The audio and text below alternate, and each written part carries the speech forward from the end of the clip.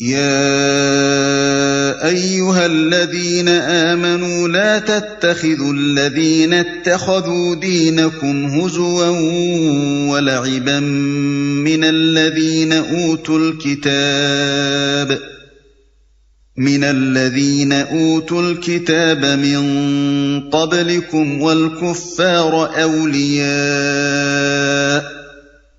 واتقوا الله إن كنتم مؤمنين۔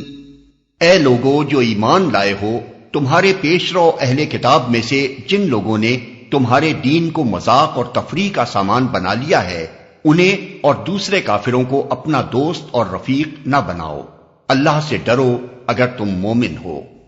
وَإِذَا نَادَيْتُمْ إِلَى الصَّلَاةِ اتَّخَذُوهَا هُزُوًا وَلَعِبًا ذَلِكَ بِأَنَّهُمْ قَوْمٌ لَا يَعْقِلُونَ۔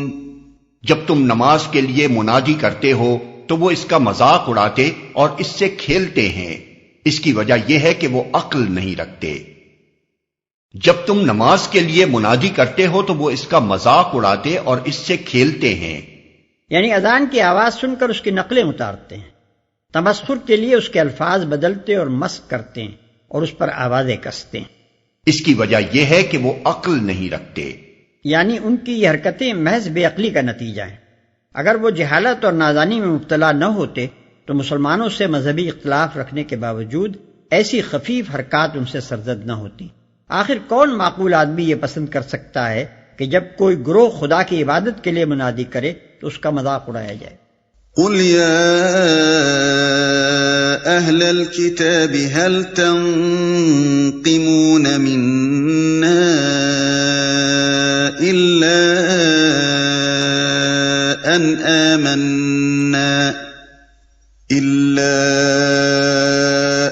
آمنا بالله وما أنزل إلينا وما أنزل من قبل وأن أكثركم فاسقون۔ ان سے کہو اے اہل کتاب، تم جس بات پر ہم سے بگڑے ہو وہ اس کے سوا اور کیا ہے کہ ہم اللہ پر اور دین کی اس تعلیم پر ایمان لے آئے ہیں جو ہماری طرف نازل ہوئی ہے اور ہم سے پہلے بھی نازل ہوئی تھی، اور تم میں سے اکثر لوگ فاسق ہیں۔ قل هل أنبئكم بشر من ذلك مثوبة عند الله من لعنه الله وغضب عليه وجعل منهم القردة والخنازير وعبد الطاغوت أولئك شر مكانا وأضل عن سواء السبيل۔ پھر کہو کیا میں ان لوگوں کی نشاندہی کروں جن کا انجام خدا کے ہاں فاسقوں کے انجام سے بھی بدتر ہے؟ وہ جن پر خدا نے لعنت کی، جن پر اس کا غضب ٹوٹا، جن میں سے بندر اور سور بنائے گئے، جنہوں نے طاغوت کی بندگی کی، ان کا درجہ اور بھی زیادہ برا ہے اور وہ سواء السبیل سے بہت زیادہ بھٹکے ہوئے ہیں۔ لطیف اشارہ ہے خود یہودیوں کی طرف، جن کی اپنی تاریخ یہ کہہ رہی ہے کہ بارہا وہ خدا کے غضب اور اس کی لعنت میں مبتلا ہوئے۔ سب کا قانون توڑنے پر ان کی قوم کے بہت سے لوگوں کی صورتیں مسخ ہوئیں، حتیٰ کہ وہ تنزل کی اس انتہا کو پہنچے کہ طاغوت کی بندگی تک انہیں نصیب ہوئی۔ بس کہنے کا مطلب یہ ہے کہ آخر تمہاری بے حیائی اور مجرمانہ بے باکی کی کوئی حد بھی ہے کہ خود فسق و فجور اور انتہائی اخلاقی تنزل میں مبتلا ہو، اور اگر کوئی دوسرا گروہ خدا پر ایمان لا کر سچی دینداری کا طریقہ اختیار کرتا ہے تو اس کے پیچھے ہاتھ دھو کر پڑ جاتے ہو۔ وَإِذَا جَاءُوكُمْ قَالُوا آمَنَّا وَقَدْ دَخَلُوا بِالْكُفْرِ وَهُمْ قَدْ خَرَجُوا بِهِ وَاللَّهُ أَعْلَمُ بِمَا كَانُوا يَكْتُمُونَ۔ جب یہ تم لوگوں کے پاس آتے ہیں تو کہتے ہیں کہ ہم ایمان لائے، حالانکہ کفر لیے ہوئے آئے تھے اور کفر ہی لیے ہوئے واپس گئے، اور اللہ خوب جانتا ہے جو کچھ یہ دلوں میں چھپائے ہوئے ہیں۔ وترى كثيرا منهم يسارعون في الإثم والعدوان وأكلهم السحت لبئس ما كانوا يعملون۔ تم دیکھتے ہو کہ ان میں سے بکثرت لوگ گناہ اور ظلم و زیادتی کے کاموں میں دوڑ دھوپ کرتے پھرتے ہیں اور حرام کے مال کھاتے ہیں، بہت بری حرکات ہیں جو یہ کر رہے ہیں۔ لولا ينهاهم الربانيون والأحبار عن قولهم الإثم وأكلهم السحت لبئس ما كانوا يصنعون۔ کیوں ان کے علماء اور مشائخ انہیں گناہ پر زبان کھولنے اور حرام کھانے سے نہیں روکتے؟ یقیناً بہت ہی برا کارنامہ زندگی ہے جو وہ تیار کر رہے ہیں۔ وقالت اليهود يد الله مغلولة غلت أيديهم ولعنوا بما قالوا بل يداه مبسوطتان ينفق كيف يشاء وليزيدن كثيرا منهم ما أنزل إليك من ربك طغيانا وكفرا وألقينا بينهم العداوة والبغضاء إلى يوم القيامة كلما أوقدوا نارا للحرب أطفأها الله ويسعون في الأرض فسادا واللہ لا يحب المفسدین۔ یہودی کہتے ہیں اللہ کے ہاتھ بندھے ہوئے ہیں، باندھے گئے ان کے ہاتھ، اور لعنت پڑی ان پر اس بکواس کی بدولت جو یہ کرتے ہیں۔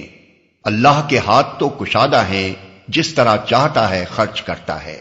حقیقت یہ ہے کہ جو کلام تمہارے رب کی طرف سے تم پر نازل ہوا ہے وہ ان میں سے اکثر لوگوں کی سرکشی و باطل پرستی میں الٹے اضافے کا موجب بن گیا ہے، اور اس کی پاداش میں ہم نے ان کے درمیان قیامت تک کے لیے عداوت اور دشمنی ڈال دی ہے۔ جب کبھی یہ جنگ کی آگ بھڑکاتے ہیں اللہ اس کو ٹھنڈا کر دیتا ہے۔ یہ زمین میں فساد پھیلانے کی سعی کر رہے ہیں، مگر اللہ فساد برپا کرنے والوں کو ہرگز پسند نہیں کرتا۔ یہودی کہتے ہیں اللہ کے ہاتھ بندھے ہوئے ہیں۔ عربی محاورے کے مطابق کسی کے ہاتھ بندھے ہوئے ہونے کا مطلب یہ ہے کہ وہ بخیل ہے، عطا اور بخشش سے اس کا ہاتھ رکا ہوا ہے۔ پس یہودیوں کے اس قول کا مطلب یہ نہیں ہے کہ واقعی اللہ کے ہاتھ بندھے ہوئے ہیں، بلکہ مطلب یہ ہے کہ معاذ اللہ اللہ بخیل ہے۔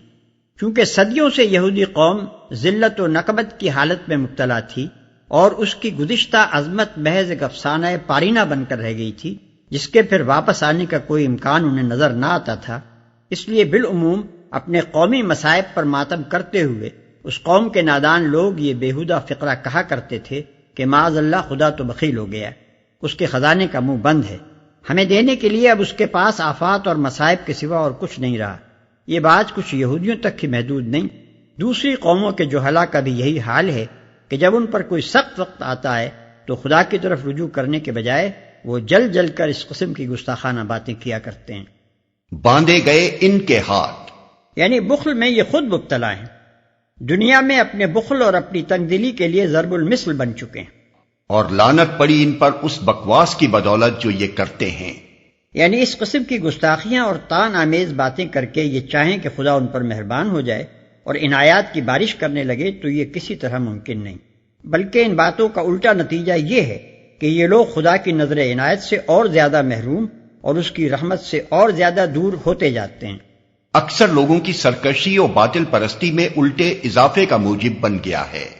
یعنی بجائے اس کے کہ اس کلام کو سن کر وہ کوئی مفید سبق لیتے، اپنی غلطیوں اور غلط کاریوں پر متنبہ ہو کر ان کی تلافی کرتے اور اپنی گری ہوئی حالت کے اسباب معلوم کر کے اصلاح کی طرف متوجہ ہوتے، ان پر اس کا الٹا اثر یہ ہوا ہے کہ ضد میں آ کر انہوں نے حق و صداقت کی مخالفت شروع کر دی ہے۔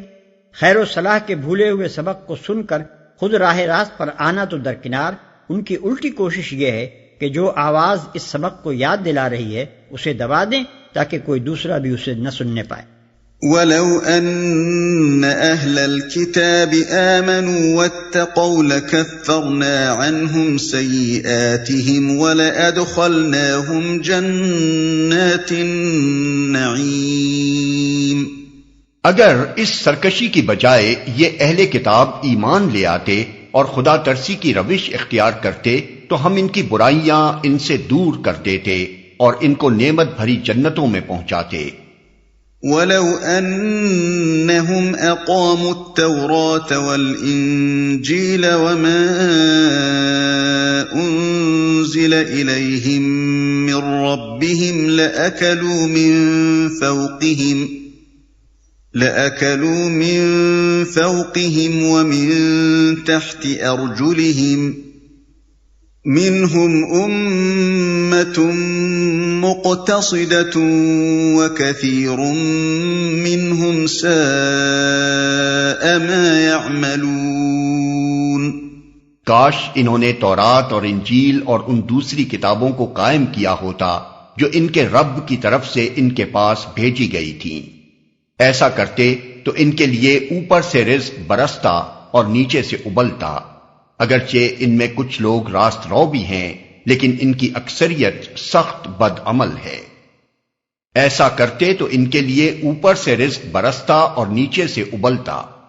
بائبل کی کتاب اخبار باب 26 اور استثناء باب 28 میں حضرت موسیٰ علیہ السلام کی ایک تقریر نقل کی گئی جس میں انہوں نے بنی اسرائیل کو بڑی تفصیل کے ساتھ بتایا ہے کہ اگر تم احکام الہی کی ٹھیک ٹھیک پیروی کرو گے تو کس کس طرح اللہ کی رحمتوں اور برکتوں سے نوازے جاؤ گے، اور اگر کتاب اللہ کو پس پشت ڈال کر نافرمانیاں کرو گے تو کس طرح بلائیں اور مصیبتیں اور تباہیاں ہر طرف سے تم پر ہجوم کریں گی۔ حضرت موسیٰ علیہ السلام کی وہ تقریر قرآن کے اس مختصر فقرے کی بہترین تفسیر ہے۔